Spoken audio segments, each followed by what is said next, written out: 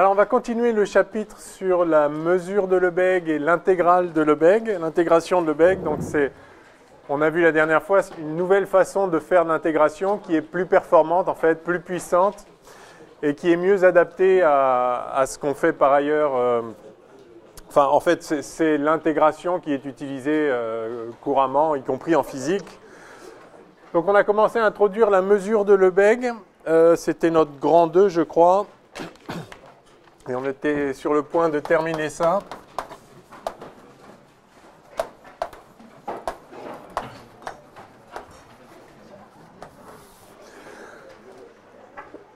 Donc, l'idée de la mesure de Lebesgue, c'est, enfin, le principe, ce qu'on cherche à faire, c'est pouvoir donner, attribuer une taille à des sous-ensembles d'un certain ensemble. Donc, vous avez un ensemble X. Vous prenez un sous-ensemble de cet ensemble, mettons E, et vous lui attribuez un nombre qui va être sa mesure, la mesure de E, qui va en quelque sorte exprimer la taille de E quantitativement, enfin avec un nombre. Donc, alors, cette mesure peut être infinie. Donc, c'est quelque chose qui appartient à R plus union plus l'infini. D'accord ? Alors, ce qu'on a vu, c'est qu'en fait, on ne pouvait pas a priori faire ça pour tous les ensembles. Alors, d'abord, on veut une propriété très importante. C'est que si vous avez deux ensembles disjoints, la mesure, donc la taille de l'union des deux ensembles, ça doit être la somme des mesures séparées. S'ils ont des éléments en commun, c'est différent, mais s'ils sont disjoints, si vous sommez deux ensembles, la taille, ça doit être la somme des deux tailles séparées.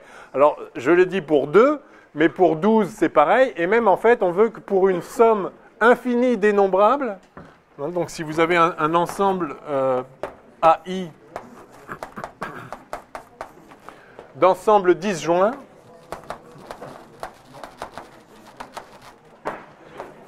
la mesure de l'union des AI doit être égale à la somme des mesures des AI. D'accord ? Oui ? Comment une somme infinie peut être dénombrable ? Ah ben, enfin, ce qu'on appelle somme infinie dénombrable, c'est-à-dire que vous faites ici une union dénombrable, c'est-à-dire que c'est indexé par, par n. Mais ça pourrait être non dénombrable. Ok. Donc ce qu'on veut, c'est que si on fait l'union d'ensembles disjoints, la taille de cette union soit la somme des tailles des ensembles séparés. C'est très naturel. Et on veut donc pouvoir le faire, y compris pour une union infinie dénombrable. Alors, le truc, c'est qu'on ne peut pas faire ça. On peut pas faire ça de manière générale pour n'importe quel sous-ensemble. Hein, donc en fait, on ne peut faire ça que sur ce qu'on appelle une tribu ou une sigma algèbre, c'est-à-dire, en fait, c'est un ensemble de sous-ensembles, c'est-à-dire, ce n'est pas tous les sous-ensembles E de X qui ont une mesure, qui ont une taille mesurable, donc, mais une vaste collection d'ensembles. Alors, donc c'est ce qu'on appelle une tribu. Donc la tribu, c'est un ensemble de sous-ensembles. Et une mesure est toujours définie sur une tribu, c'est-à-dire tous les ensembles de la tribu ont une mesure. Donc ce qu'on appelle mesure, la fonction mesure, c'est une fonction qui a un sous-ensemble de la tribu, attribue un nombre réel positif ou l'infini. Donc un ensemble est dit mesurable s'il fait partie de la tribu et sa mesure, c'est M de cet ensemble-là. OK ? Bien. Alors, on avait défini la tribu de Borel. La tribu de Borel, c'est la tribu qui est engendrée, c'est-à-dire c'est la plus petite tribu qui contient tous les ensembles, tous les sous-ensembles, tous les sous-ensembles, ouverts disons, c'est la tribu qui est engendrée par tous les ouverts de R. Alors ça fait beaucoup d'éléments, de sous-ensembles, mais ça ne les fait pas tous. Il existe des sous-ensembles très bizarres qui ne sont pas mesurables, mais c'est comme ça. Ça ne va pas nous gêner en physique, mais sachez-le quand même. Et en fait, alors je crois qu'on s'était arrêté là. Je n'avais pas encore parlé de la tribu de Lebesgue, je crois. Hein. Si? Je crois pas.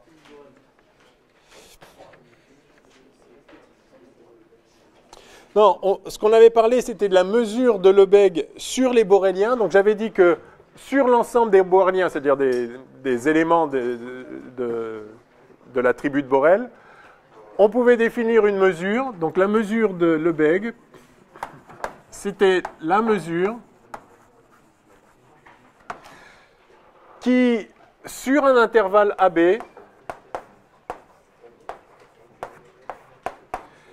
est égal à B moins A. Ça, c'est ce qu'on veut parce que c'est la taille naturelle de l'intervalle AB, c'est B moins A, c'est sa longueur. Du coup, la mesure d'un point, c'est 0, puisque un point, c'est l'intervalle AA, et donc la mesure d'un point, c'est 0. La mesure, du coup, d'une infinité dénombrable de points, c'est 0, etc., etc. Donc ça, c'est la mesure de Lebesgue. C'est celle qui est définie sur l'attribut de Lebesgue, sur l'attribut de Borel, et qui vérifie ça. Alors, il se trouve qu'il y a des ensembles très bizarres qui sont inclus dans un ensemble de taille nulle et qui ne font pas partie de la tribu de Borel. Donc, c'est pour ça qu'on définit donc la tribu de Lebesgue qui va être l'extension. Alors, je ne sais plus où j'en étais dans mon décompte, mais moi j'ai un quatrièmement, on va voir. Je ne sais pas si vous aussi, je vais repartir de 4. Tribu de Lebesgue, donc.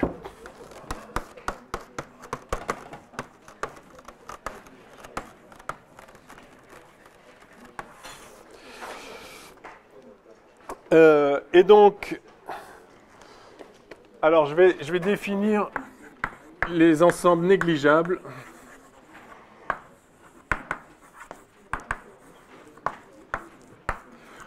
On appelle négligeable un ensemble contenu dans un sous-ensemble, dans un ensemble de mesures nulles.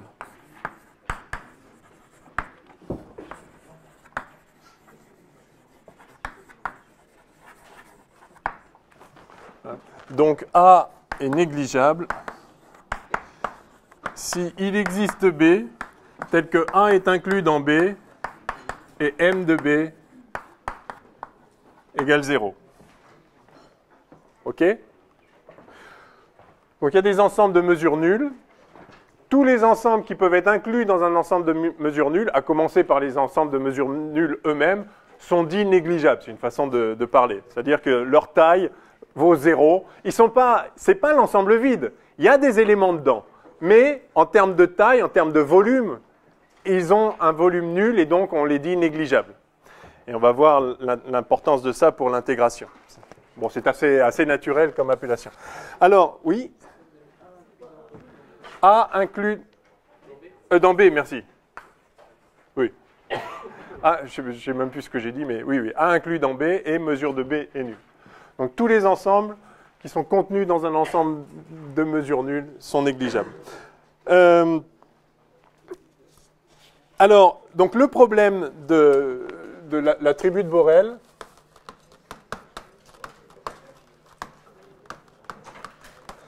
c'est qu'elle n'est pas complète au sens suivant. Donc c'est un terme technique.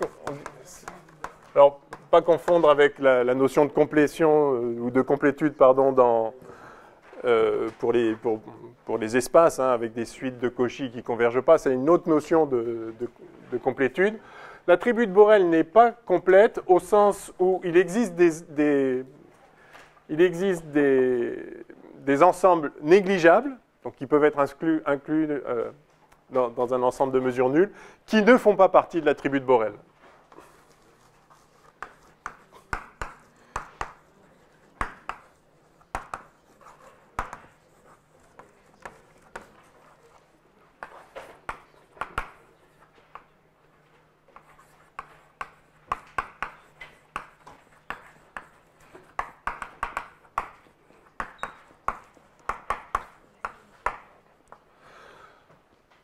vous rappelez que la tribu de Borel, donc c'est la plus petite tribu engendrée par les ouverts, là, et donc la mesure qui correspond. Mais la plus petite engendrée par ces ensembles contient des ensembles, enfin, ne contient pas tous les ensembles négligeables, c'est un peu important, donc un peu embêtant, donc on va la compléter. Et ce qu'on appelle la tribu de Lebesgue, c'est la complétion de la tribu de Borel. Complétion, donc en ajoutant, on va ajouter tout simplement tous les ensembles négligeables.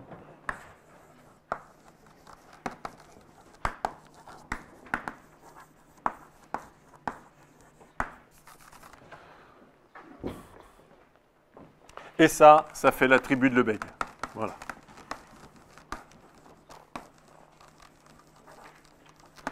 Donc, du coup, la tribu de Lebesgue est complète.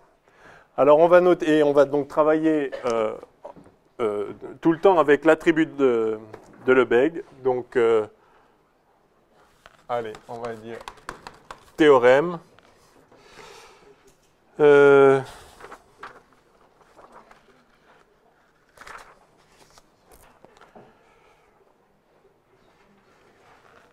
Alors, l'ensemble R avec l'attribut de Lebesgue, que je note comme ça. Lebesgue. Et la mesure mu, donc qui est la mesure de Lebesgue, celle qu'on a définie sur les boréliens, comme ceci, mais étendue donc à l'ensemble de l'attribut de Lebesgue, eh bien cet ensemble-là, avec cette tribu et cette mesure associée à l'attribut, est complet.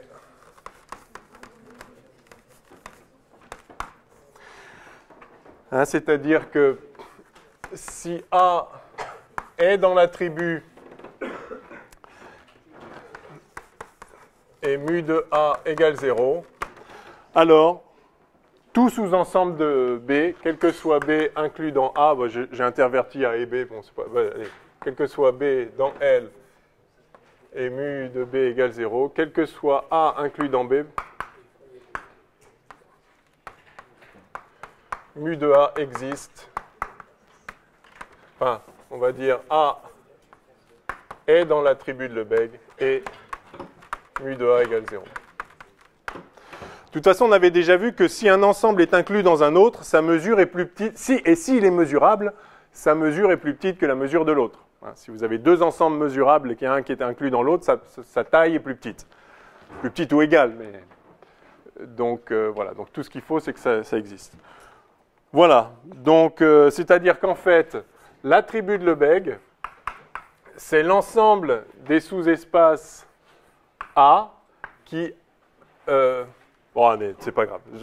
On va perdre du temps à rendre ça formel. C'est l'ensemble des éléments de l'attribut de Borel, union tous les sous-ensembles des éléments de l'attribut de Borel qui ont une mesure nulle. Pas la peine de rendre ça plus précis.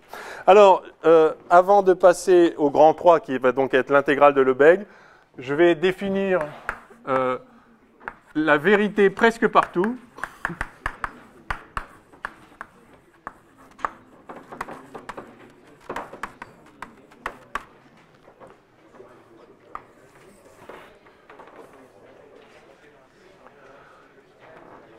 Peut-être ce que je devrais dire ici,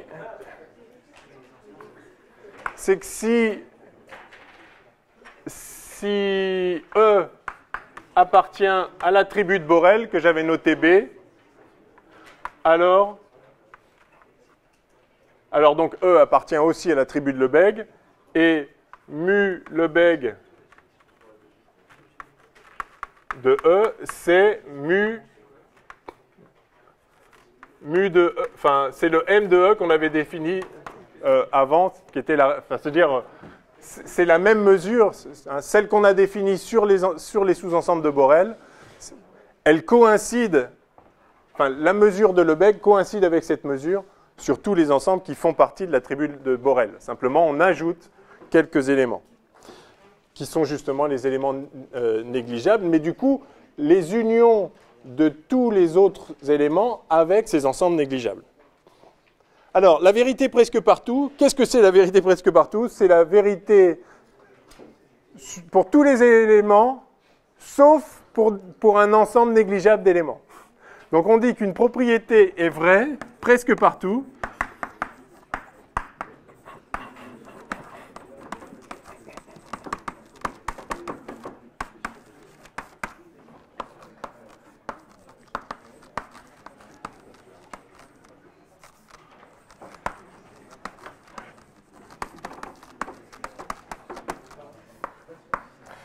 et on note PP.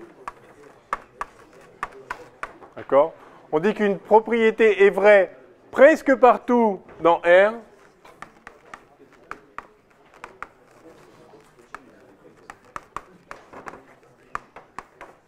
Si elle est vraie pour tout X dans R, sauf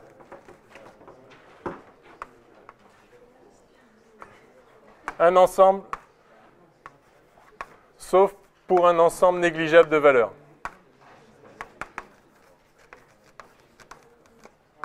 Je ne sais pas si vous arrivez encore à lire là. Peut-être pas dans le fond. Donc je vais le répéter. On dit qu'une propriété est vraie presque partout dans R, c'est-à-dire presque pour tous les X dans R, presque pour tous les réels, si elle est vraie pour tous les X, sauf un ensemble de X qui est de taille 0, qui est négligeable. D'accord ? Donc ce n'est pas vrai vraiment pour tous les X, mais les X pour lesquels la propriété n'est pas vraie forment un ensemble de mesures nulles. Donc un ensemble négligeable. OK ? Bon. Alors, l'intérêt de cette définition va apparaître.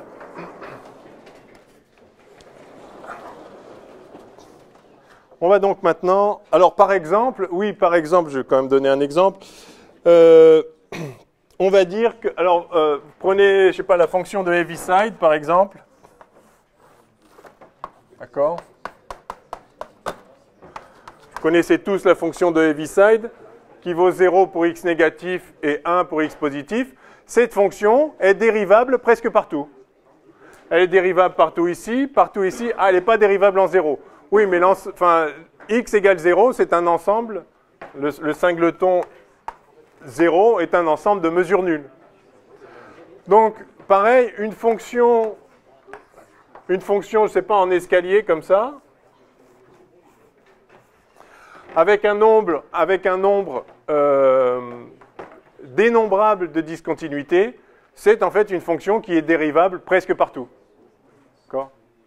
Et continue presque partout et dérivable presque partout. Oui ? Sauf pour un ensemble négligeable de valeurs. C'est tout. Elle est vraie pour tous les x, sauf pour un certain nombre de x qui forment un ensemble négligeable. Donc par exemple aussi, la fonction de Dirichlet, vous vous rappelez, qu'on avait appelée d de x, je crois, la fonction de Dirichlet qui vaut 0 si x n'appartient pas à q, et qui vaut 1 si x appartient à q. Vous vous rappelez cette fonction? Eh bien, cette fonction, elle est nulle presque partout. Voilà. Elle est nulle partout, sauf pour tous les x qui valent q. Mais q est un ensemble de taille négligeable, puisque q est dénombrable. La taille de q dans R, c'est 0. La taille au sens de la mesure. Évidemment, sa taille n'est pas nulle, il y a plein d'éléments, il y en a même une infinité, il y a tous les nombres rationnels, mais ça a un volume 0. Ça a une taille, ça a une mesure 0. Le terme technique, c'est mesure. Voilà, donc cette fonction est la fonction nulle presque partout. Enfin, est presque partout la... Oui, enfin bon, oui, bref. Vous avez compris. Alors, on a un peu souffert pour établir cette notion de mesure, de tribu, etc. Mais maintenant qu'on l'a, vous allez voir que l'intégration va devenir très très simple. Donc grand 3, intégrale de Lebesgue, ou intégration de Lebesgue.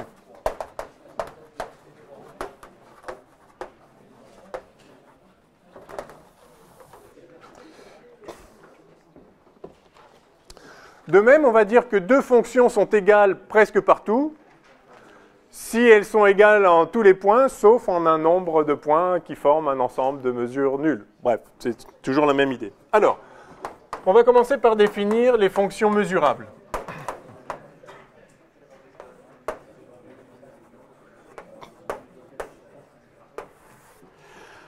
Alors là, ça va être une simple définition. On va essayer de commenter ça. Alors, je considère une fonction f de R dans R bar. R bar, c'est juste R union moins l'infini plus l'infini, d'accord? Vous ajoutez les points à l'infini. Hein. Donc, vous avez une fonction qui est définie sur tout R. Donc, à chaque x, vous avez un f de x, mais il y a certains x pour lesquels le f de x pourrait être infini, voire plein de x, voire un ensemble non négligeable de x. Mais alors, justement, maintenant, on va définir la mesurabilité de la fonction f. Donc, on dit que f est mesurable. Donc, f machin est dite mesurable.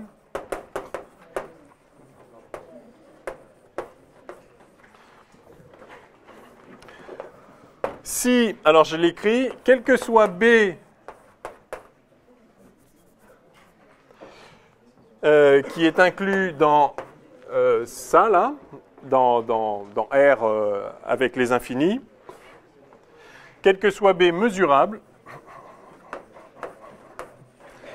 donc si vous prenez un sous-ensemble mesurable de R, alors f-1 de B est mesurable aussi.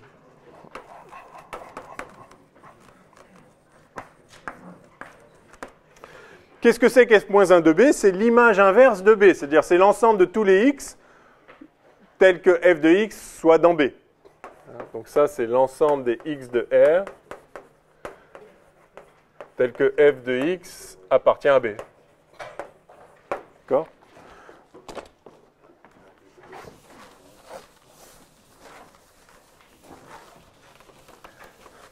Est-ce que ça vous rappelle quelque chose, cette définition-là? Est-ce que vous vous souvenez d'une caractérisation de la continuité d'une fonction? Quand est-ce qu'une fonction est continue? Alors on peut la définir en disant que la limite, si on a une suite qui converge vers un nombre, la suite de l'image, la suite des images converge vers la suite du nombre en question. Mais il y a une caractérisation beaucoup plus générale, purement topologique, qui dit que, donc rappel peut-être, une fonction, je ne sais pas, de E dans F, deux ensembles quelconques, avec bien sûr une notion métrique, est continue. Enfin, même pas d'ailleurs, une notion topologique suffit. Si, quel que soit, comment je vais l'appeler, B ouvert de F, f-1 de B est un ouvert de E. Vous vous rappelez de ça? Si vous prenez, une fonction est continue si l'image inverse de tout ouvert est un ouvert. Eh bien, une fonction est dite mesurable, c'est une notion qui est assez proche en fait, qui va jouer un rôle quasi identique du point de vue de l'intégration. Une fonction est dite mesurable si l'image inverse de n'importe quel ensemble mesurable est un ensemble mesurable. C'est assez simple, la fonction est dite mesurable si l'image inverse d'un ensemble mesurable est mesurable. Voilà. OK, donc c'est ça la définition, il n'y a rien d'autre à en dire. Alors, l'intérêt de ça va apparaître dans la manière dont on va fabriquer l'intégration maintenant.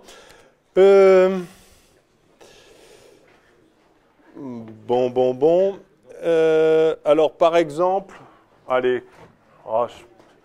j'ai peur de perdre du temps à donner des exemples, mais en même temps, si on ne donne pas d'exemple, peut-être vous n'allez peut-être pas bien saisir. Alors, exemple, petit b. Exemple, une fonction constante est-elle mesurable?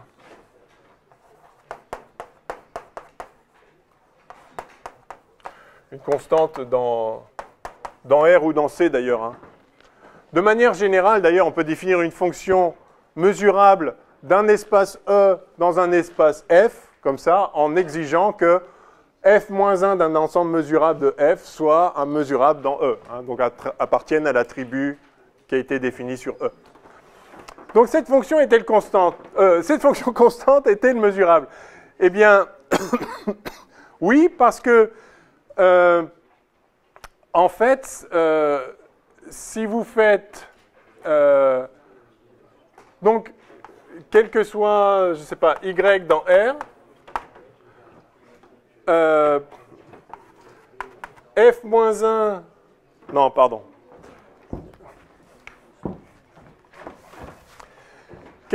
Quel que soit le sous-ensemble f de x égale... Oui. Donc, quel que soit le sous-ensemble, je prenais un sous-ensemble A, sous-ensemble mesurable, enfin, ensemble mesurable de R. f-1 de A, alors, soit si A appartient à grand A, alors f-1 de A, bah, c'est tout grand R. D'accord? Tous les éléments de R donnent la même valeur qui vaut petit a. Donc, si A appartient à votre ensemble, son image inverse, ça va être tout R. Maintenant, si A n'appartient pas à l'ensemble, bah, son image inverse à l'ensemble, ça va être l'ensemble vide.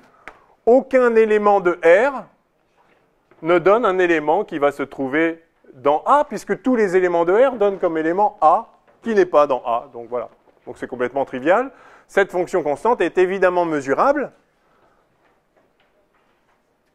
avec cette propriété-là. Voilà. L'image inverse d'un ensemble, c'est soit tout R, si le nombre ici est dans l'ensemble, soit l'ensemble vide s'il n'y est pas. Bon, par exemple. Alors, on peut montrer que toute fonction continue, donc ça c'est un exemple trivial, de manière générale, toute fonction continue est mesurable.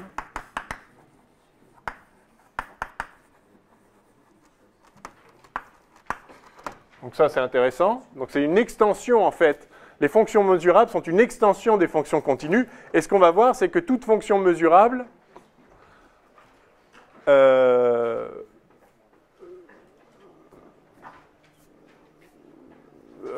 rien. Toute fonction continue mesurable, toute fonction monotone est mesurable. Donc même si elle n'est pas continue, même s'il y a plein de discontinuités, mais si elle est monotone, en fait, on peut montrer qu'elle est mesurable. Vous savez ce que c'est qu'une fonction monotone, hein, enfin, soit elle est croissante, soit elle est décroissante, mais fonction monotone.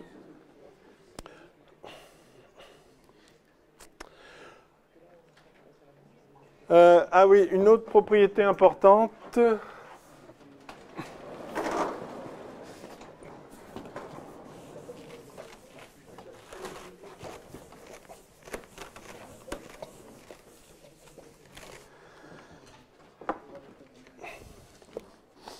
Alors, si f de R dans R bar, hein, c'est-à-dire R complète, enfin la fermeture de R complétée avec les infinis. Donc, si f est mesurable,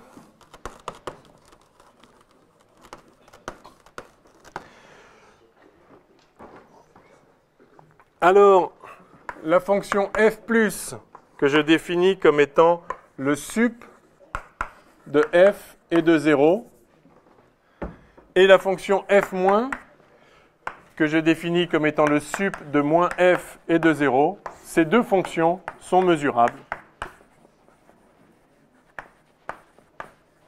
Peut-être faut que je fasse un dessin pour les fonctions f plus et f moins qui vont revenir dans quelques instants. Donc vous avez une fonction. Voilà. Qu'est-ce que la fonction f+? Alors la fonction f+, c'est le sup de f et de 0. C'est-à-dire que soit f, donc en un certain x, f, soit f est positive. Si f est positive, bah, le sup de f, c'est f. Donc là, tout ça, ça c'est la fonction f+, là. Par contre, quand f est négative, le sup de f est de 0, c'est 0. Donc là, voilà la fonction f+. Vous la voyez?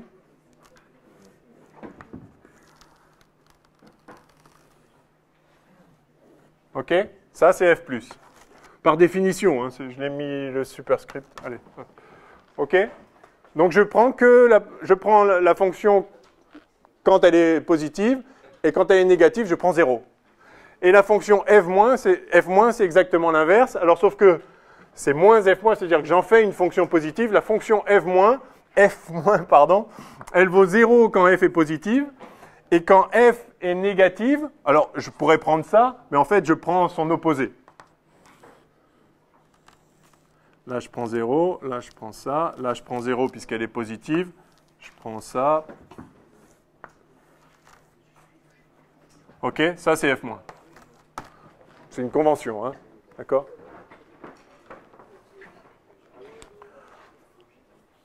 Donc, en fait, la fonction valeur absolue de f, c'est f+, plus f-. D'accord?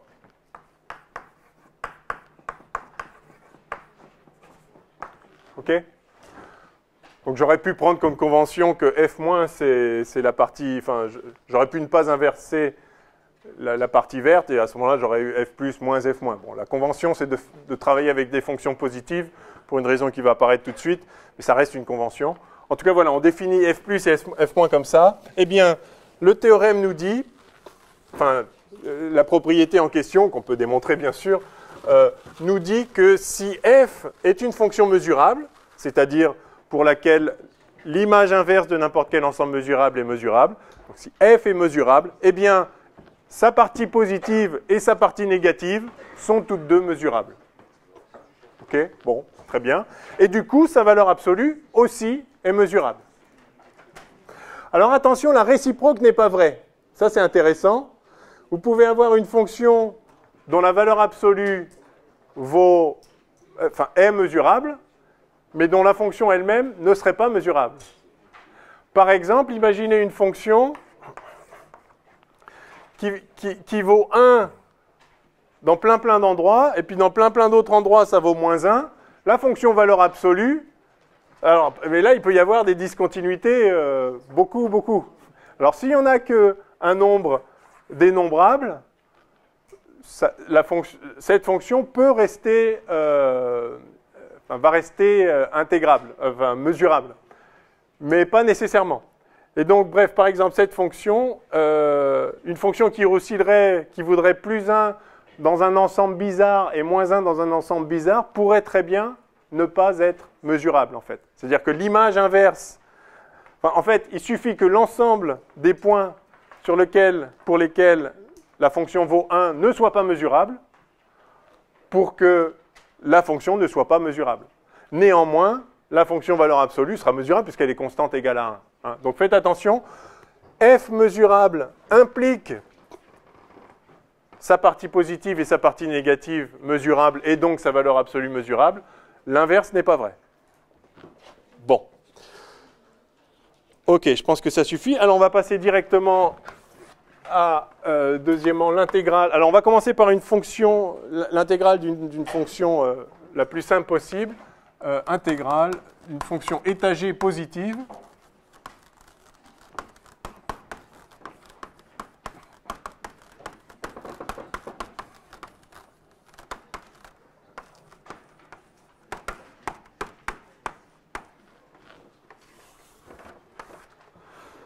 Alors, il faut déjà que je définisse ce que c'est qu'une fonction étagée. Alors, voici, définition.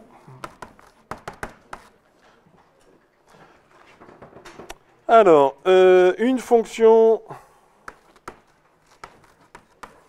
est dite étagée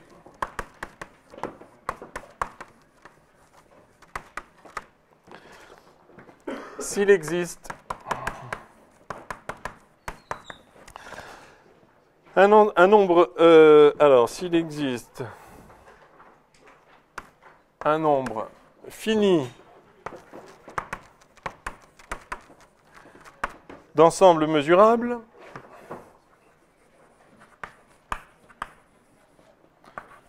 A1, A2, AN, et on s'arrête au bout d'un nombre fini, donc il y a un nombre fini d'ensembles tel que et n éléments de R bar, hein, le R complété là ici, je vais les appeler alpha 1, alpha 2, alpha n,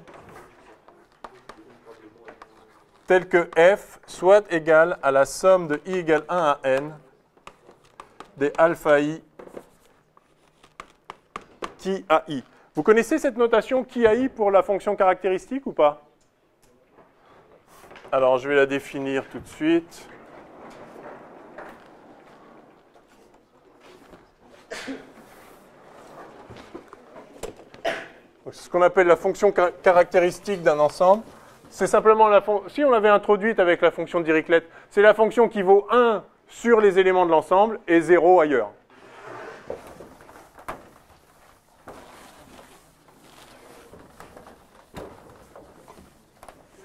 Je ne l'avais peut-être pas écrite, mais je suis sûr de l'avoir dit à l'oral, mais fonction caractéristique, enfin définition d'une fonction caractéristique.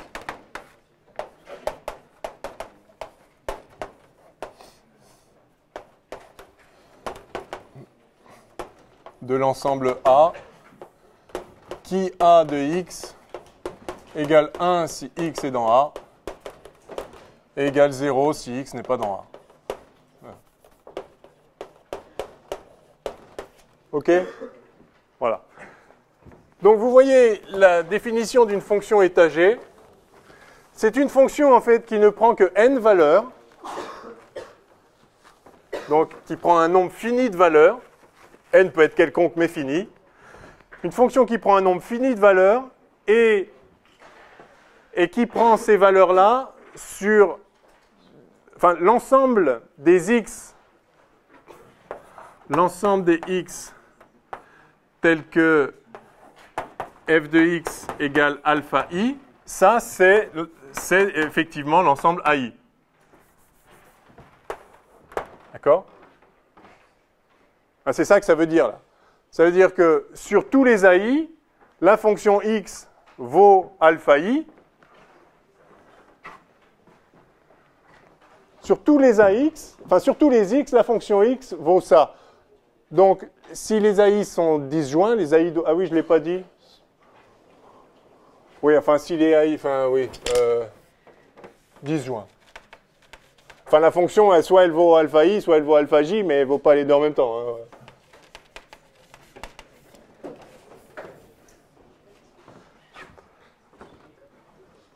Donc, soit x est dans AI et la fonction vaut alpha i, soit x est dans AJ et la fonction vaut alpha j, soit x est dans aucun de ces AI et la fonction vaut 0. D'accord? Mais donc, une fonction étagée, c'est ça. Alors, par exemple, une fonction en escalier est étagée.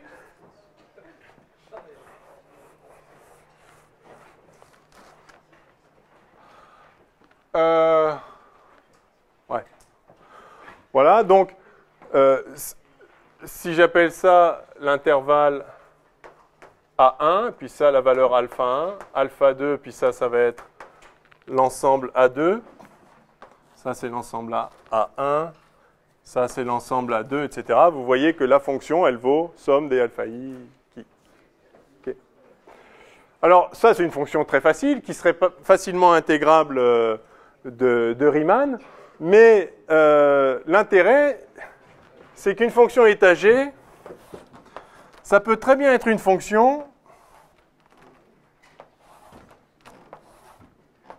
Donc c'est une fonction qui a des valeurs alpha 1, alpha 2, alpha n. Mais ça peut être, alpha n, il peut être atteint là, puis là sur un point seul, et puis un point seul, et puis ça. Et puis cette valeur-là, elle est atteinte ici, là, puis un point là, puis un autre point là, puis un autre point là, etc. Et puis, je prends une dernière couleur. Ça peut valoir alpha 2 ici, là, rien pendant un moment, puis un peu là, puis 3 points là, etc. Voilà, donc ça reste donc c'est une fonction étagée peut être une fonction extrêmement discontinue. D'accord? Elle peut être violemment discontinue. La fonction de Dirichlet est une fonction étagée.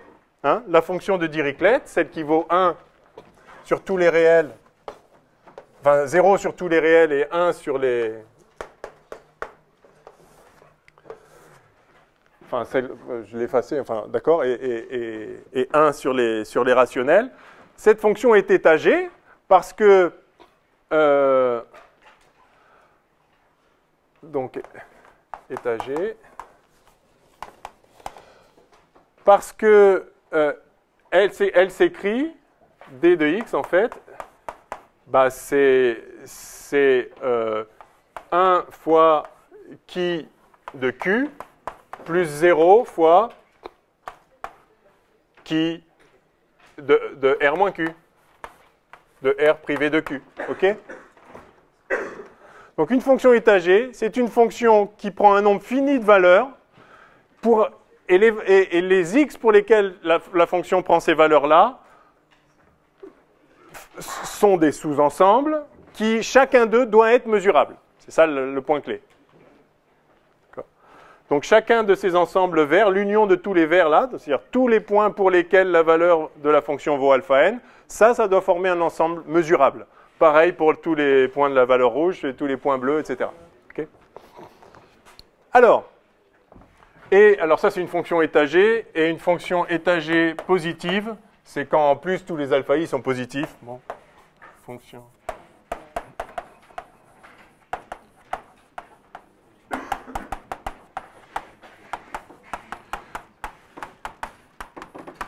Éventuellement 0. Je vous rappelle dans ce cas-là que plus l'infini, c'est positif. Hein. Les alpha i pourraient être infinis. Hein. Enfin, il y a un des alpha i qui pourrait être infini. Mais il faut que l'ensemble des points pour lesquels la valeur est infinie soit un ensemble mesurable. C'est tout ce qu'on exige. Bien. Alors, voilà ce que c'est qu'une fonction étagée positive. Eh bien, maintenant, son intégrale, bah, par définition,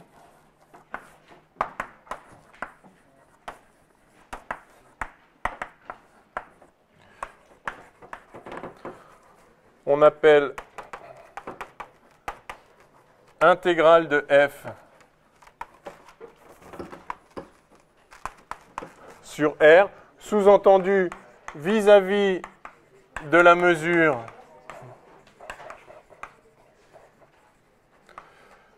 mu de Lebesgue. Donc quand on ne précise pas, c'est la mesure de Lebesgue. C'est la seule avec laquelle on travaillera de toute façon. Enfin, sauf quand on fera des changements de variables. Par définition, on appelle intégrale de f et on note somme de f des mu sur R ou pas sur R, enfin sur R. D'accord? Alors, somme de f des mu égale, d'après vous, ça va être quoi?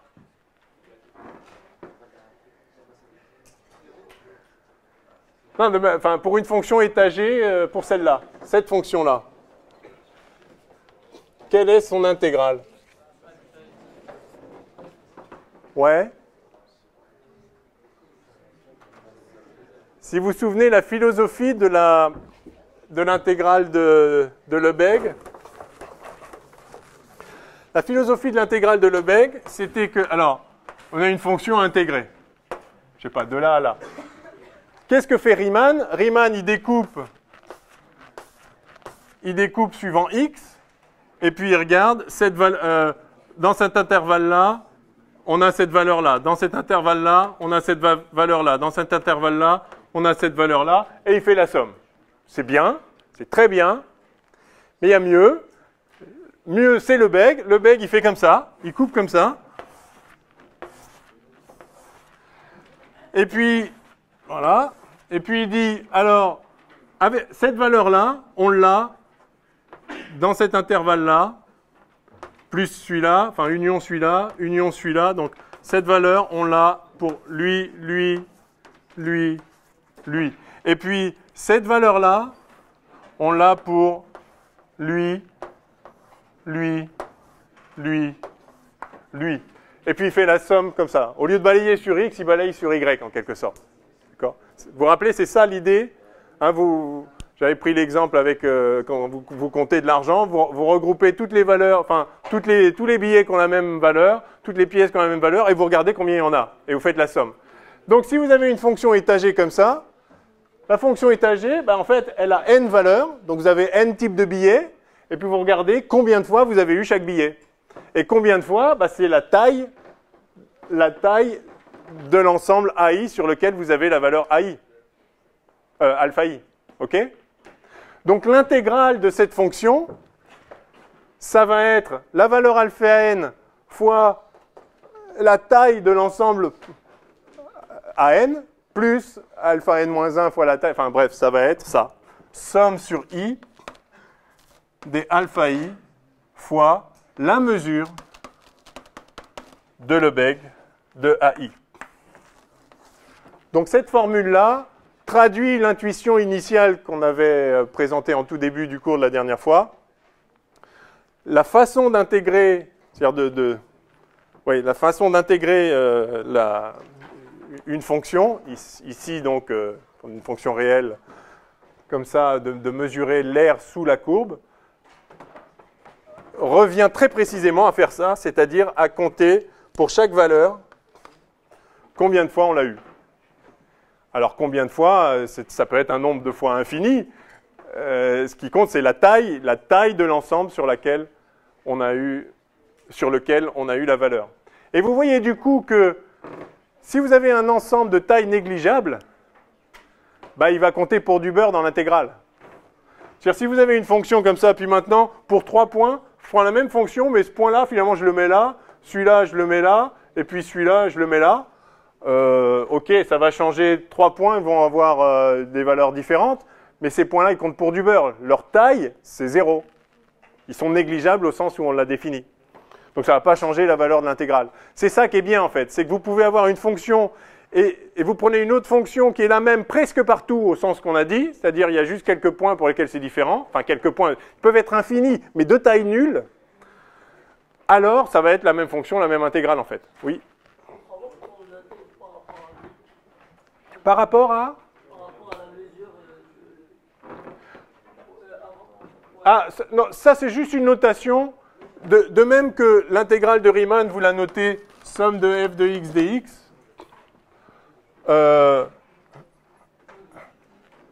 Ça, si vous voulez, c'est la taille de l'intervalle dx. D'ailleurs, en physique, on écrit ça. On peut aussi écrire ça parfois somme de f dx.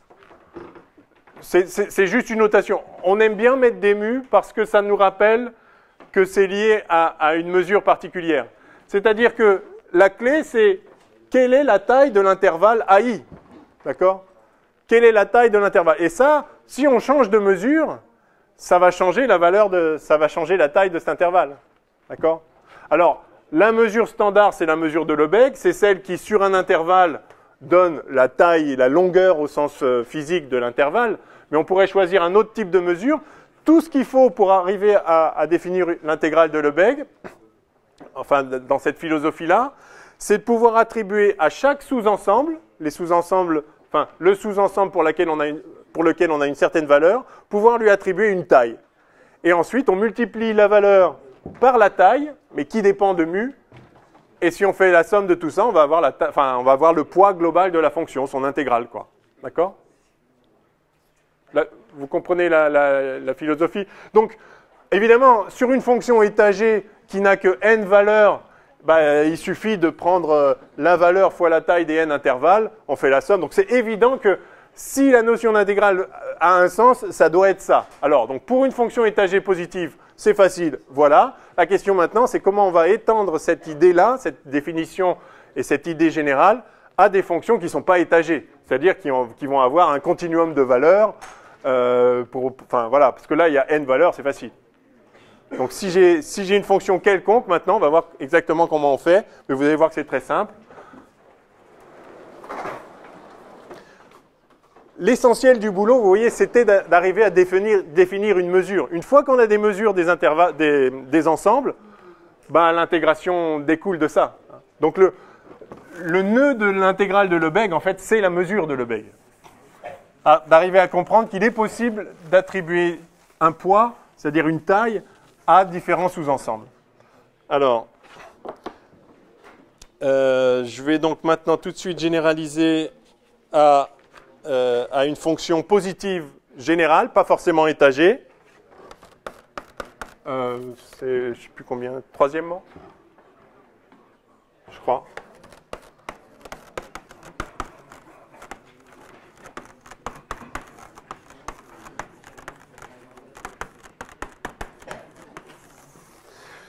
Intégrale d'une fonction positive.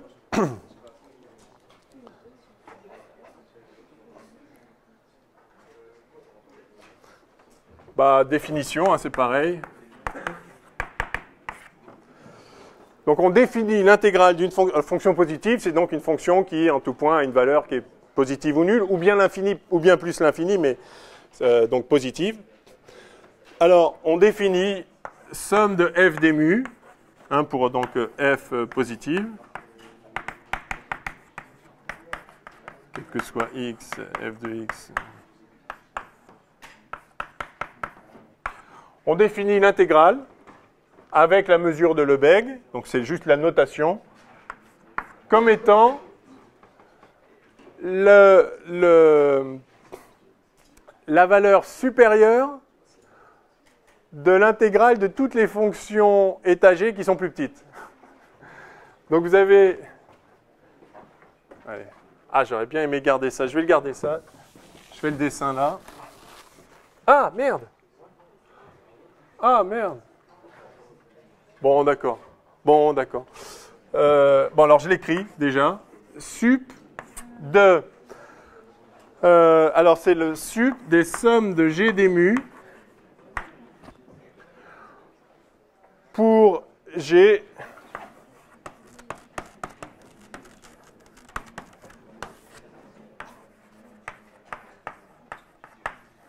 compris entre 0 et f. D'accord? Donc maintenant, vous avez une fonction quelconque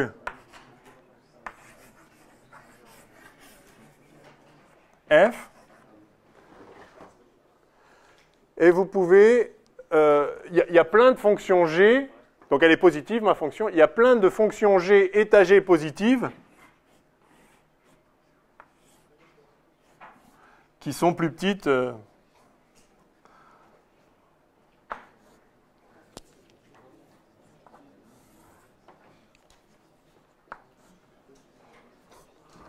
je représente de façon un peu bidon.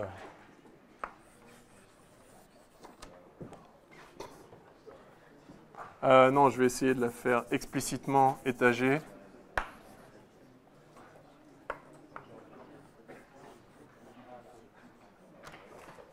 Voilà, donc ça c'est f.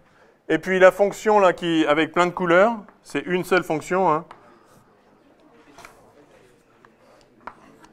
C'est une fonction étagée qui est positive et qui est plus petite que f. Donc il y a un nombre fini de valeurs pour la fonction g. Alors il peut y avoir 12 milliards de valeurs, il peut y avoir 100 000 milliards de valeurs, mais ça reste une fonction étagée. Sur chacune de ces fonctions g qui sont étagées, je sais calculer l'intégrale. La voilà. Et donc je prends toutes les fonctions g pour lesquelles je sais calculer trivialement l'intégrale qui sont plus petites que f, et je prends le sup de ces valeurs-là. D'accord ? Donc en faisant ça, je vais approcher de plus en plus la vraie fonction f, avec des fonctions dont je sais calculer l'intégrale. Eh bien, j'appelle l'intégrale de f des mu le sup de, de ces fonctions. OK ?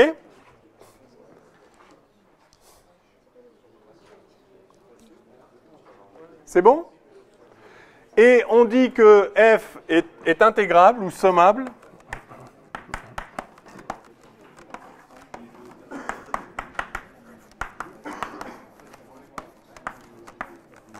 On dit sommable aussi parfois. Si somme de f des mu, c'est-à-dire ce sup-là, est strictement plus petit que l'infini. OK? Voilà. Donc voilà comment on définit l'intégrale d'une fonction positive. Même si elle n'est pas étagée, on peut toujours coller plein de fonctions étagées dessous, et puis en prenant le maximum de l'intégrale des fonctions étagées qui sont dessous, alors le maximum au sens de la limite sup, parce qu'il n'y a pas forcément une fonction étagée qui va réaliser ce maximum, mais ça va être donc la limite sup, c'est-à-dire le plus petit nombre pour lequel il n'y en a pas au-dessus, ou plus exactement, si vous prenez un nombre plus petit, alors il y aura une fonction étagée positive qui peut donner une intégrale plus grande. Et donc cette limite sup, par définition, c'est l'intégrale de la fonction.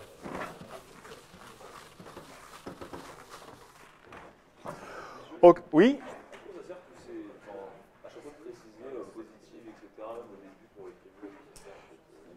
Alors, pour les tribus, ce qu'on veut, enfin les tribus c'est des sous-ensembles, ce qu'on veut c'est que les mesures soient toujours positives. Parce que la taille d'un un volume c'est positif. Alors pourquoi on a besoin de se restreindre d'abord aux fonctions positives? Justement, vous vous rappelez, on avait vu que la fonction valeur absolue, elle pouvait être intégrable sans que chacune la partie plus et la partie moins soit intégrable. Alors justement, la façon dont on va définir l'intégrale, on va le faire tout de suite, d'une fonction qui n'est pas positive, on va exiger que à la fois sa partie positive et sa partie négative sont intégrables toutes les deux. Et ça du coup, on va définir en fait, je vais le faire tout de suite, quatrièmement, intégrale d'une fonction quelconque.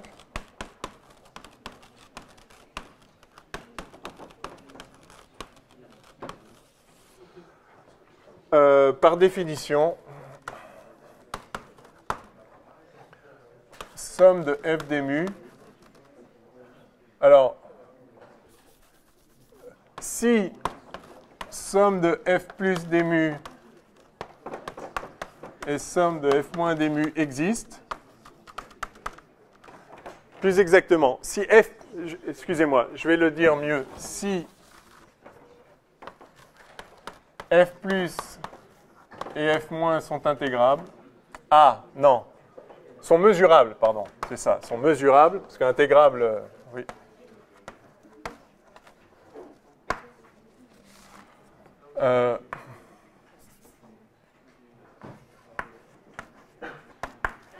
On définit somme de f des mu comme somme de f plus des mu moins somme de f moins des mu. Voilà. Donc ça, c'est une fonction positive.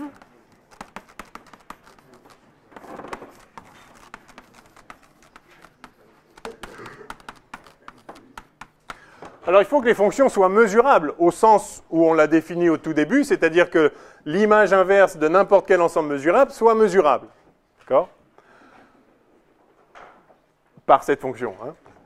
Donc, on veut que, si f plus est mesurable et f moins est mesurable, alors on définit l'intégrale de f comme l'intégrale de sa partie positive, que l'on sait calculer comme ça, c'est le sup de toutes les intégrales, des fonctions étagées qui sont plus petites, moins, voilà, donc c'est l'intégrale de la rouge, moins l'intégrale de la verte. Et donc, c'est ça qu'on voudrait, quoi. Ça va être l'intégrale de la vraie fonction. Mais on est obligé de prendre séparément la partie positive et la partie négative, parce que justement, sinon, il y a des choses qui pourraient se compenser, un peu comme j'ai montré tout à l'heure, et on pourrait avoir des choses qui finalement, sont pas... une fonction pourrait ne pas être mesurable, alors même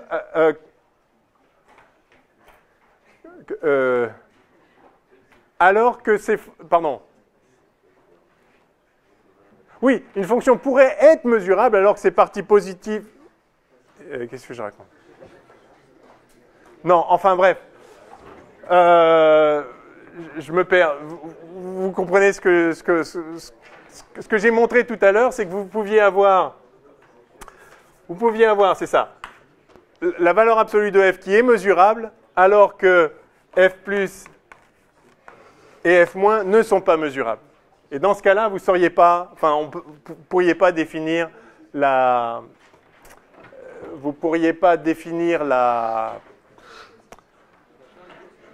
l'intégrale par ce biais-là. Hein. Parce que vous avez besoin de passer par les fonctions étagées comme ceci. Vous pouvez coller des fonctions positives, des fonctions étagées positives entre 0 et votre fonction si elle est positive. Si elle est positive et négative, comment vous allez l'encadrer ? Ça va poser problème dans des cas pathologiques. Évidemment, si la fonction est continue, il n'y aura pas de problème. Et si la fonction est continue, elle est même intégrable Riemann. Ce que j'ai dit et ce qu'on va redire, c'est que toute fonction intégrable Riemann est intégrable Lebesgue. Simplement, il y a des tas d'autres, et avec la même intégrale. Mais il y a des tas de fonctions qui ne sont pas intégrables Riemann, qui sont intégrables Lebesgue, comme par exemple la fonction de Dirichlet. Et donc, il faut construire cette intégrale proprement. Donc, voilà comment on procède. Pour des fonctions étagées positives, c'est trivial.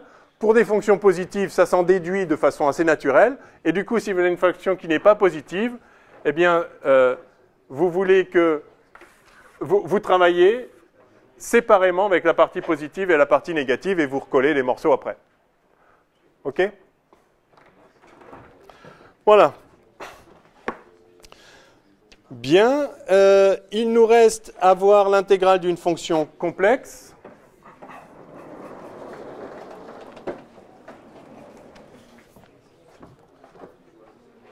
Cinquièmement,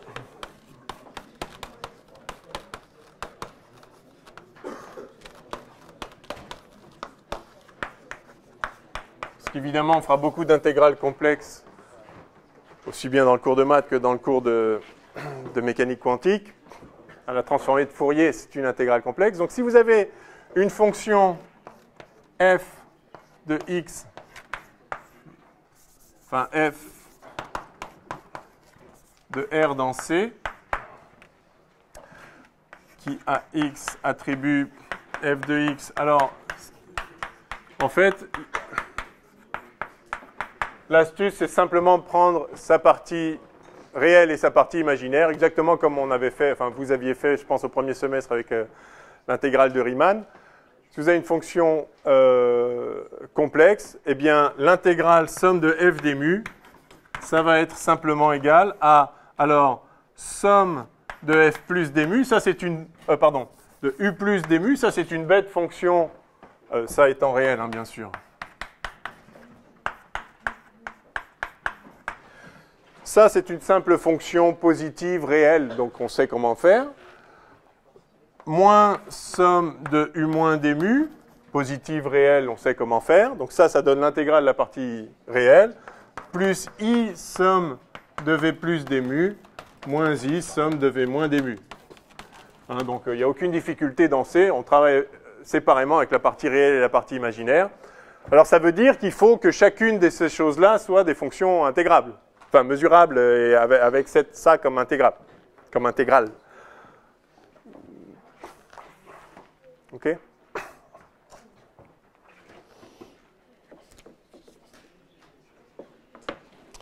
Bien, alors on va définir.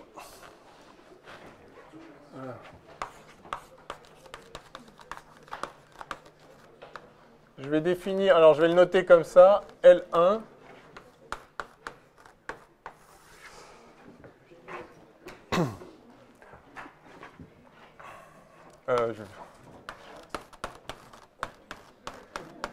On va faire ça comme ça. Alors, ces deux espaces qui se lisent pareil, L1 de R et L1 de R, il y en a un qui est avec un rond comme ça, là, une lettre arrondie, et un autre avec une lettre bien droite. Alors, on définit le premier L1 de R, L1 de ronde. Ça, c'est simplement l'ensemble des fonctions mesurables complexes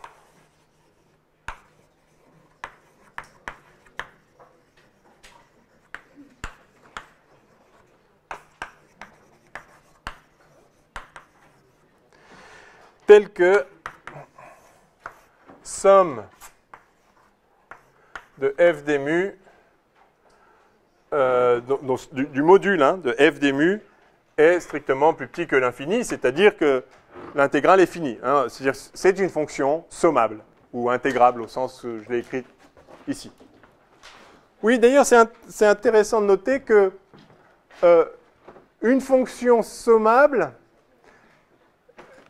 justement, à cause de cette définition, une fonction sommable a forcément sa valeur absolue sommable. C'était précisément ça le nœud du problème. C'est peut-être que j'aurais peut-être dû vous répondre ça tout à l'heure. Si vous avez ça qui existe et ça qui existe, on a vu que module de f, valeur absolue de f, c'est f plus f moins. Hein? Vous vous rappelez? F plus f moins, c'est la valeur absolue de f. C'est le rouge plus le vert. D'accord? Et donc, si vous avez ça qui existe et ça qui existe, donc la somme de f des mu existe, on l'a défini comme ça, mais du coup, vous avez aussi, je vais me remettre là, nota bene, somme de module de f des mu, eh bien, c'est simplement somme de f plus des mu plus somme de f moins des mu. Du coup, avec le beg, c'est vachement simple en fait. Si la fonction est intégrable, sa valeur absolue aussi est intégrable. Ou son module, parce que si on regarde les parties imaginaires, ça va faire pareil. OK? Donc une fonction est intégrable si son module est intégrable. Puisqu'en fait, c'est un peu plus exigeant au départ, mais après c'est quand même pratique. Il faut que sa partie positive et sa partie négative soient toutes deux intégrables. Alors ce sera le cas toujours pour les fonctions qui étaient déjà intégrables Riemann. Ça ne posera pas de problème supplémentaire.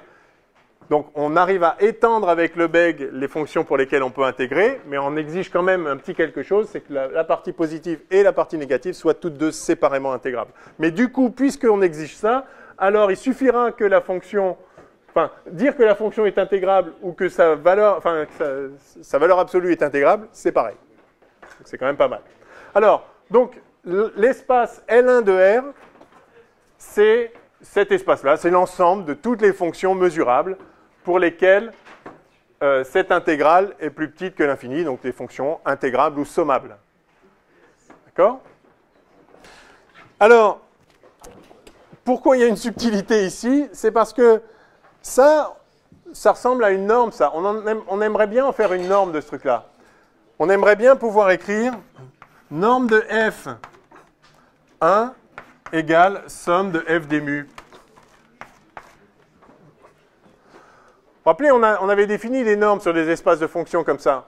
La norme P, c'était l'intégrale.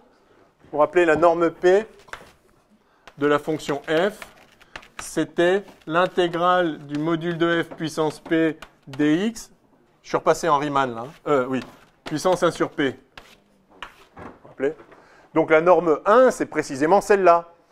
Puis la norme 2, c'est avec le carré, etc. Alors, donc ça, c'est formidable.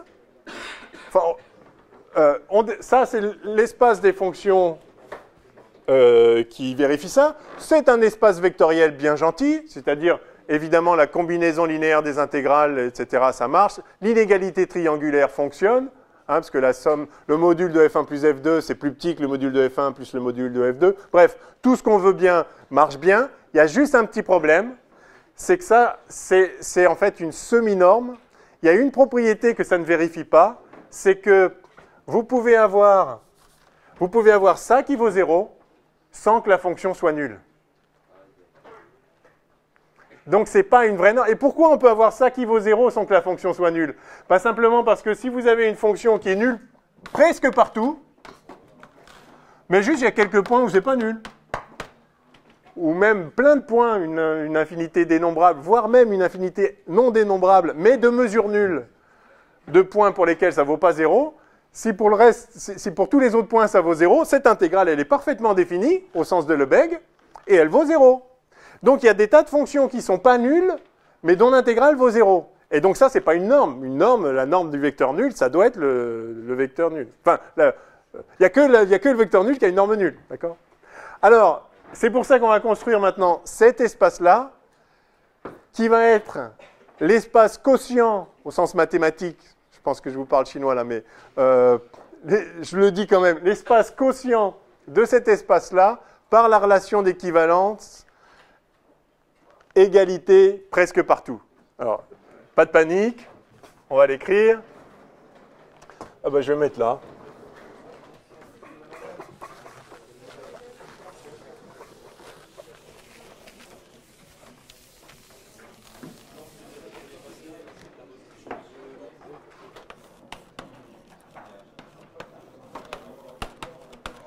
Classe d'équivalence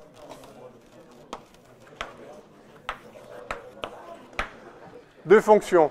Eh bien, on va dire que deux fonctions sont égales. Non, pardon. On va dire que deux fonctions sont équivalentes pour l'instant si elles sont égales presque partout.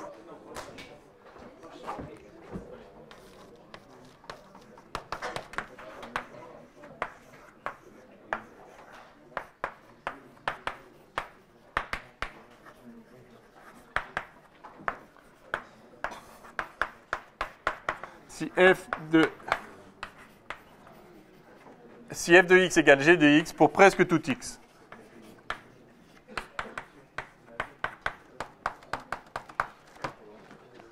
OK ? On dit que f est équivalente à g si f de x égale g de x presque partout. Si c'est le cas, l'intégrale de f et l'intégrale de g, ça va être la même. L'intégrale du module de f est pareil, l'intégrale du module de f moins g, ça sera 0.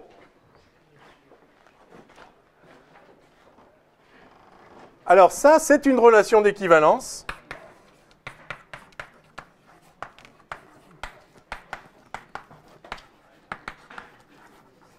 Vous vous rappelez ce que c'est qu'une relation d'équivalence en maths? Ça doit être réflexif, transitif, enfin réflexif, transitif et symétrique, c'est ça? Donc, c'est ça. F est équivalente à elle-même, elle est égale à elle-même presque partout, en l'occurrence partout. Bon, ok. Si F est égal à G presque partout, bah G est égal à F presque partout. Et si F est égal à G presque partout et que G est égal à H presque partout, alors F est égal à H presque partout, puisque l'union de deux... la première est égale partout sauf sur un certain ensemble de mesures nulles. La deuxième partout sauf sur un certain ensemble de mesures nulles.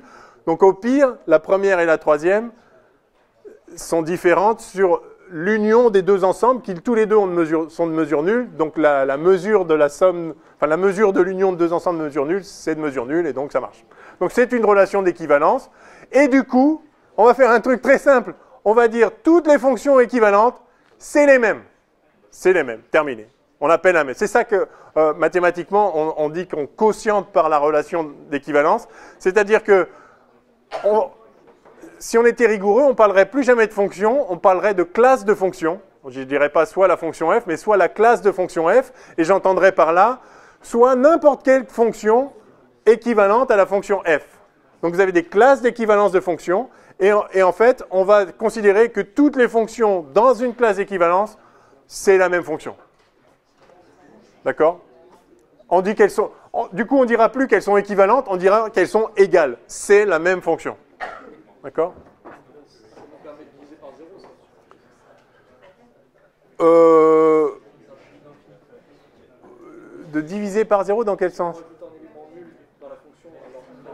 Oui. En fait, ça veut dire que tout ce qui va compter, c'est la manière dont on peut faire des intégrales. Des fonctions qui diffèrent que sur un ensemble de mesures négligeables, ben justement, c'est négligeable, donc elles ne diffèrent pas, c'est les mêmes. C'est vraiment l'idée. Une propriété vraie presque partout, c'est comme si elle était vraie. Deux fonctions égales presque partout, c'est comme si elles étaient égales, et elles auront la même intégrale. C'est ça qui est important. Ouais.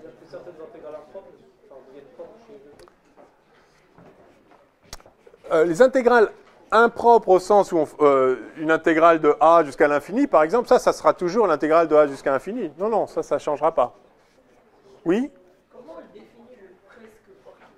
Ah ben, je l'ai défini tout à l'heure. Presque partout, ça veut dire pour tout x, ça veut dire l'ensemble des x pour lesquels c'est pas égal. Je vais le réécrire là. Soit E, l'ensemble des x tels que f de x différent de g de x. OK? La mesure de E est égale à 0. Il faut que cet ensemble-là soit mesurable et que sa mesure soit nulle. OK? C'est ça la définition. Quelque chose est vrai presque partout, ou une égalité est vraie pour presque tout x, enfin toutes ces façons de parler. Ça veut dire, là où c'est pas vrai, c'est négligeable. Et négligeable au sens que la mesure de l'ensemble, c'est 0.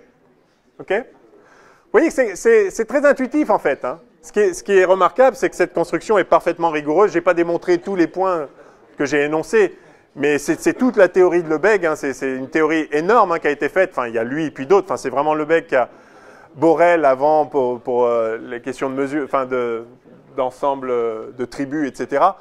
C'est vraiment une théorie vraiment riche, profonde et très complète. C'est pour ça que la théorie de l'intégration maintenant, c'est ça, quoi. Alors, il y a quelques tentatives de généralisation. On peut définir l'intégration de façon un peu différente dans d'autres contextes, mais globalement, c'est la bonne théorie d'intégration. En tout cas, c'est celle qu'on utilise partout en physique et quasiment partout en maths. C'est la bonne façon de faire. Alors, du coup... Non, non, oui, d'accord. OK.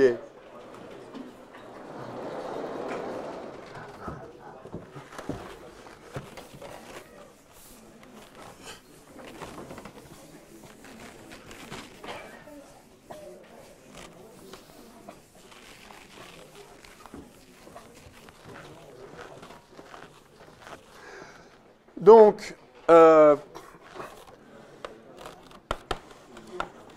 l'espace L1 droit maintenant. Donc le L1, c'est toutes les fonctions intégrables comme ça. L'espace L1, c'est l'ensemble de toutes les classes d'équivalence de fonctions telles que la somme soit finie. D'accord ?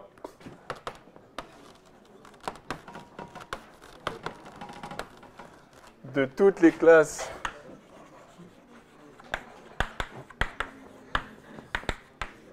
d'équivalence de fonctions f telles que somme de f des mu, somme de module de f des mu, x 0. Mais alors vous voyez que c'est magique, parce que maintenant, la norme là, notre semi-norme là, elle est où? Là, la semi-norme, maintenant c'est une norme. Ben oui.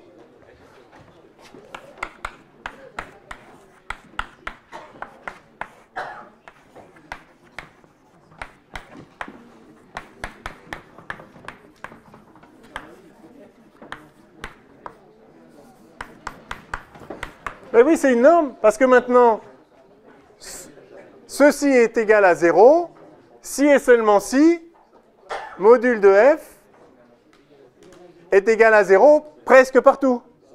Mais si elle est égale à 0 presque partout, elle est dans la classe d'équivalence de la fonction nulle. Donc c'est la fonction nulle. J'ai assimilé toutes les fonctions qui étaient équivalentes les unes aux autres. Donc maintenant, la seule classe de fonctions qui vérifie ça, c'est la classe de la fonction nulle. Et elles sont toutes les mêmes. Donc, c'est vraiment ça que je fais. Je considère que deux fonctions sont égales si elles sont équivalentes. C'est-à-dire si elles sont égales presque partout. J'oublie le presque partout en quelque sorte. C'est négligeable. Yes? Donc ça, maintenant, c'est une norme.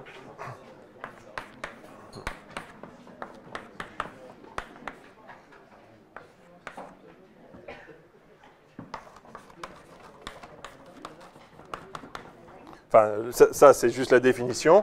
Et ça équivaut à f, à module de f égale 0 presque partout. Presque partout. Et donc f égale 0 presque partout.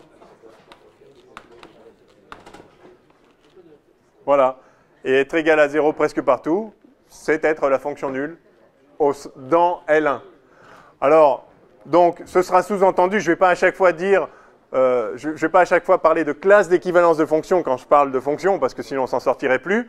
Mais retenez, à partir de maintenant, on va travailler systématiquement dans l'espace des fonctions, alors ici, intégrables, hein, l'espace des fonctions intégrables, pour lesquelles ce truc-là est plus petit que, enfin ça, est plus petit que l'infini.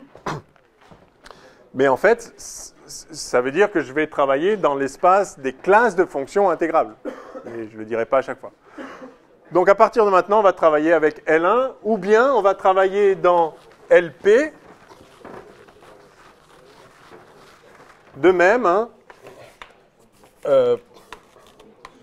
LP de R, c'est l'ensemble des fonctions définies presque partout, enfin, définies à une égalité presque partout près,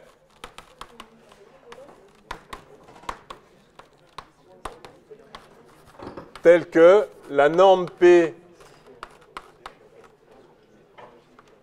de f, c'est-à-dire la somme de f puissance 1 sur p d mu, f puissance p d mu, le tout puissance 1 sur p, est strictement plus petit que l'infini. Voilà. Eh bien, cet espace-là est un espace normé, avec pour norme la norme p, celle-là. Et ça, c'est une norme, puisque ceci n'est égal à 0 que si f est égal à 0 presque partout. Alors, on va travailler en maths. Donc là, maintenant, on va faire la transformée de Fourier. La transformée de Fourier, elle se définit très bien dans cet espace-là. Elle se définit malheureusement moins bien dans l'espace L2 de R.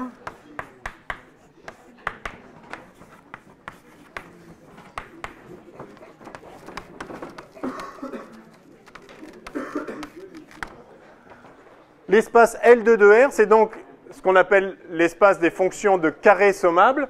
Carré sommable parce que donc, ça va être associé à la norme 2, F2 égale somme de, voilà, ça.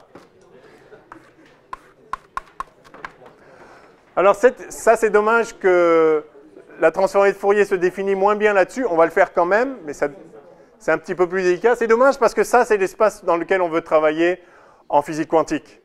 Parce que ça, c'est un espace de Hilbert. On voit bien sous cette norme-là, c'est pour ça qu'on avait déjà mentionné cette norme-là, on voit bien poindre ici le produit scalaire entre f et g, f étoile g des mu. D'accord ? Ça va être le produit scalaire associé à cette norme. Donc ça, en fait, ça va être un espace de Hilbert qui est précisément l'espace de Hilbert dans lequel on voudra travailler. Hein ? Donc, quand on parlera de fonctions de carré sommable, ça veut dire ça. Et ça, c'est une norme à condition d'identifier toutes les fonctions qui sont égales presque partout. Alors, quelle heure est-il ? Vous avez peur pour moi déjà ? 5 minutes pour faire toute la transformée de Fourier. Yes. Alors, non, on va plutôt... Alors, on ne va pas commencer à transformer de Fourier, mais j'ai deux théorèmes importants, au moins à énoncer. Le théorème de Lebesgue de la convergence dominée. Et puis... Ah, je voulais parler de la... Non, alors juste... ok, on fait maxi. Oui. On perd tellement de temps, j'ai besoin de quelques secondes de RAM. Alors, ça je peux ? Ouais, allez.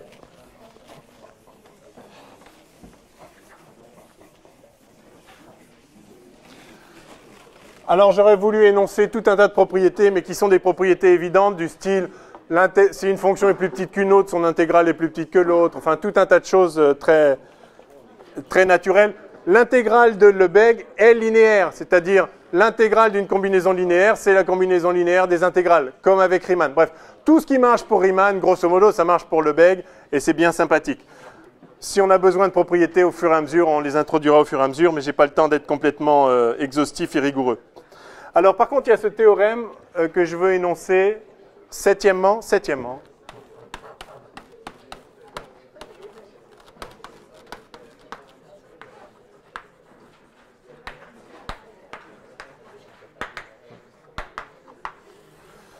Ça va être utile pour nous quand on va travailler avec des sommes de fonctions et des limites de fonctions. Alors, donc c'est un théorème qui est dû à Lebesgue, à nouveau. Donc vous avez une suite de fonctions.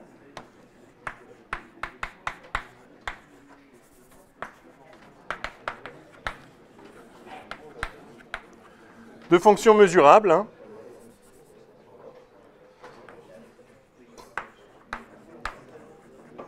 Fonctions complexes.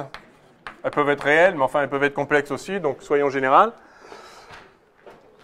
Alors, si quel que soit x, f de x égale limite, quand n tend vers l'infini, de fn de x existe, donc j'ai une suite de fonctions, et je suppose simplement que pour tout x, la limite des valeurs des fonctions tend vers quelque chose. Enfin, ça existe. Cette limite existe. Ces fonctions, en chaque point x, la suite de fonctions tend vers quelque chose. Alors, il y a une condition qui n'est pas nécessaire, mais qui est suffisante. Mais trouver des conditions nécessaires, ça s'avère très laborieux et en pratique pas très utile pour nous. Donc, le théorème de la convergence dominée dit que si il existe une fonction qui domine tous les fn, c'est-à-dire si il existe g tel que, quel que soit n, quel que soit x, fn de x est plus petit que g de x, on va prendre le module ici, donc on dit que la fonction g domine les fonctions fn. D'accord? Donc si on a une suite de fonctions qui en chaque point convergent vers un truc, et que toutes ces fonctions sont dominées par une fonction qui, elle, est intégrable, qui est dans L1 de R. Si elle est intégrable, alors cette fonction-là, donc chacune est intégrable, d'accord, hein, c'est des fonctions de L1.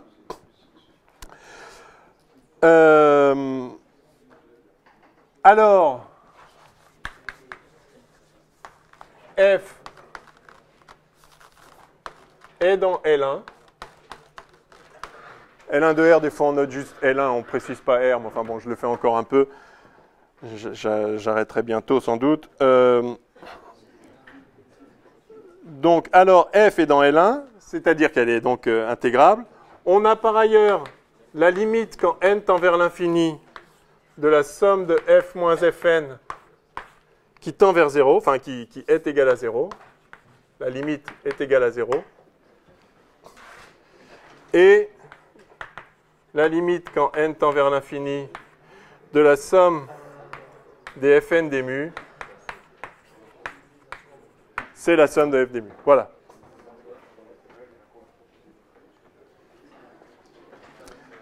Et un corollaire de ça, c'est que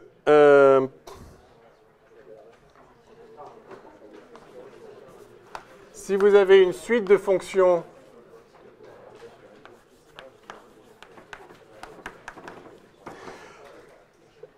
qui sont mesurables et définies presque partout,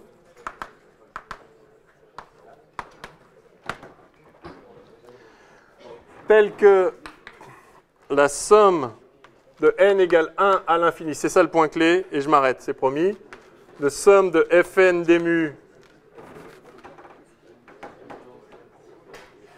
est plus petit que l'infini, je l'écris puis je commente, alors la série f de x égale somme des fn de x converge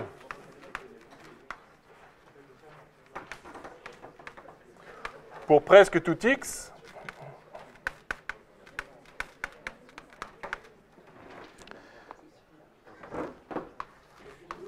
f est dans L1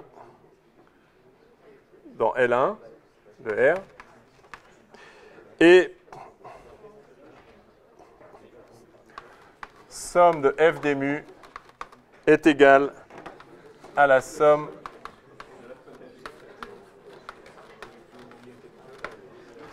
Alors, on prend un peu de recul et on explique ça. Donc, si vous avez une fonction qui est dominée, enfin une suite de fonctions qui est dominée, alors les choses se passent bien. La limite des fonctions, c'est une fonction qui est bien intégrable. Son intégrale, c'est bien la limite de l'intégrale des fonctions. Et, ça c'est l'un implique l'autre, la limite de leur différence tend vers 0, enfin l'intégrale de leur différence tend vers 0. Ça c'est bien gentil. Corollaire, cette limite de fonction, je peux la convertir en fait, je peux écrire les sommes partielles des séries comme les fonctions en question, et donc de ça je peux déduire ça. Ça me dit que, alors toujours, hein, si la fonction est bien si la suite de fonctions est dominée, si j'ai une série d'intégrales qui convergent, alors la fonction qui est la somme des fn elle-même, cette série converge, cette fonction existe, et son intégrale, c'est la somme des intégrales. Ça veut dire quoi, ça? Ça veut dire en quelque sorte que l'intégrale de Lebesgue préserve les combinaisons linéaires. Si vous avez f qui est une combinaison linéaire de f, l'intégrale est la combinaison linéaire des intégrales, c'est évident si c'est une combinaison linéaire finie. Mais là, vous voyez ce qu'on fait, c'est qu'on a une limite infinie, on a une somme infinie. Ça veut dire que, et ça doit faire le lien avec tout ce qu'on a dit pour les espaces de Hilbert, ça se comporte comme on veut, c'est-à-dire qu'en quelque sorte, la préservation des combinaisons linéaires s'étend aux combinaisons linéaires infinies, c'est-à-dire comme limite de série comme ça. Ça veut dire qu'on va pouvoir développer les fonctions sur une base de Hilbert d'espace de fonctions et travailler avec... On va pouvoir définir une fonction comme une combinaison linéaire infinie d'éléments de base et ça marchera bien avec les intégrales. C'est ça que ça veut dire. Alors il y a une condition, c'est que les fonctions soient dominées, mais ce sera souvent le cas. Bon, allez.